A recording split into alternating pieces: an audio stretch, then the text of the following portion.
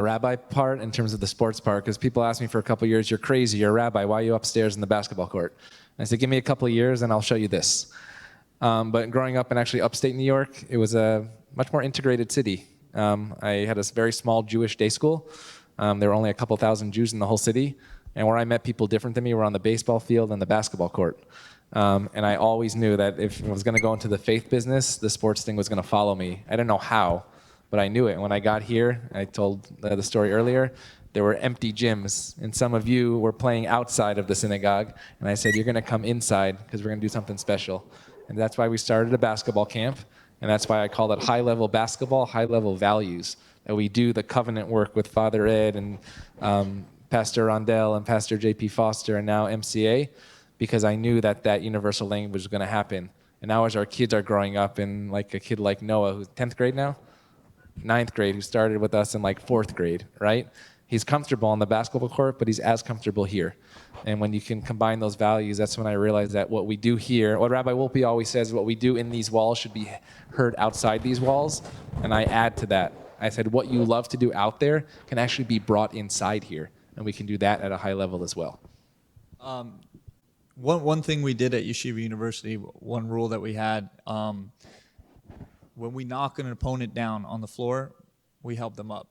You know, playing these teams, for a lot of them, it was their first time experience what a Jewish person is. They didn't know what a Jewish person is, right? So what we tried to do is, you know, show them that, you know, we're human beings and we care for them just like, you know, they should care for us. And so what we did is we helped them off the floor when they got knocked down. So something where I got a greater grasp of another culture or another people. I was thinking about that, and I just thought of something that I hadn't thought about actually since high school. So I was in 9th grade when we were taken on a field trip to the Museum of Tolerance here in LA. And, you know, I'm from LA, so from Southern California, you know, had Jewish friends and Christian friends and, you know, friends of all stripes and races, ethnicities, religions growing up. But I remember I still remember vividly, when you go to the Museum of Tolerance, at least for the field trips for the kids, you receive a card with a profile of a human being who was alive when the Holocaust began. And then at the end of your tour, your program at the Museum of Tolerance, you receive what happened to them. And you take that with you. And I still remember being on the bus back to school, and one of my friends, she's Jewish, and she could not look at the card. And she was crying. You know, we'd all looked at it, and she was agonizing over this.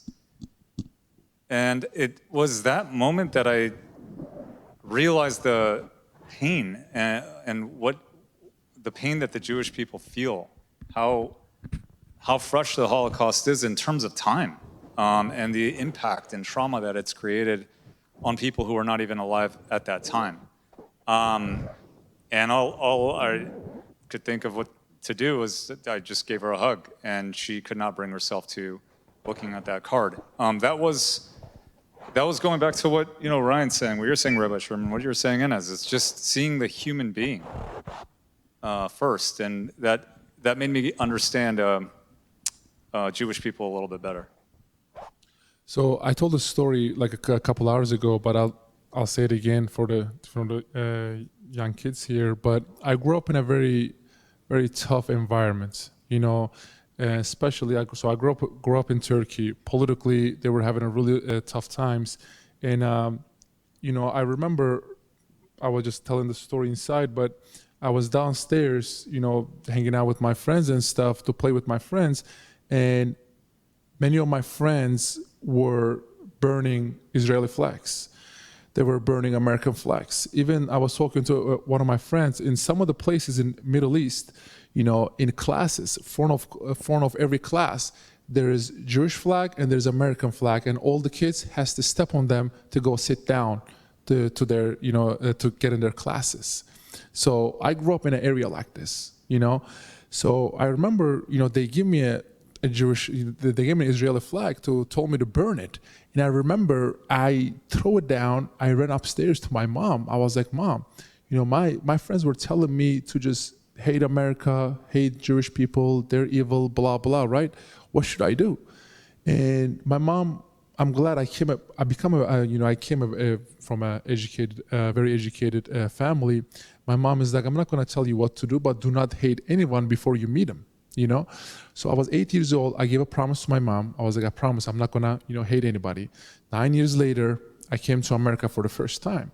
And I remember before my plane just landed in Chicago, I was just so nervous. I just didn't know what to expect. I didn't know what they're gonna, tell me, if they're gonna say something crazy. I was just very scared.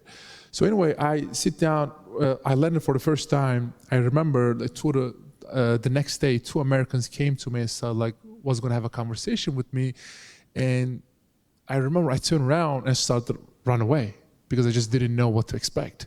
And then I remember the promise to my mom. I was like, you know what? I'm just gonna give him a chance. I give him a chance. The first question they asked me, is it okay if we can take you to a mosque? Because we know that it will be so hard for you to find a mosque here. So they took me to a mosque. They took me to go get some halal food. They took me to some places where I can live my, my faith freely, my culture freely. And that showed me so much. And then I was just telling you guys about one of my Jewish friends for the first time invited me over there for a Shabbat dinner. And I was like, should I go? Are they going to brainwash me? Are they going to because think about the last 17 years, you grew up in an environment where they keep telling you every day on the news, hate this people, hate that people. So I just didn't know what to expect. I was like, you know what? I'm just going to go. I'm just going to take a chance and go. And I went, and it was just one of the most beautiful moments, one of the most beautiful dinners I had, And so it is so important to take a chance and give people a chance and see what they're all about. So it did definitely, that moment really opened my eye. But I'm thinking about all the young kids growing up anti-West, anti-Semitic, anti-American, just because of the rallies these leaders are holding. That's what I care about the most, because I know what they are thinking and what they are going through. And they don't have a chance to come to America to meet this community, meet Americans, meet Jewish people. So all they think about is this country is bad, that country is bad, So that's why I feel like using this kind of things, it will open up people's eyes more. So yeah, we're gonna do 2 questions, and then we're gonna do a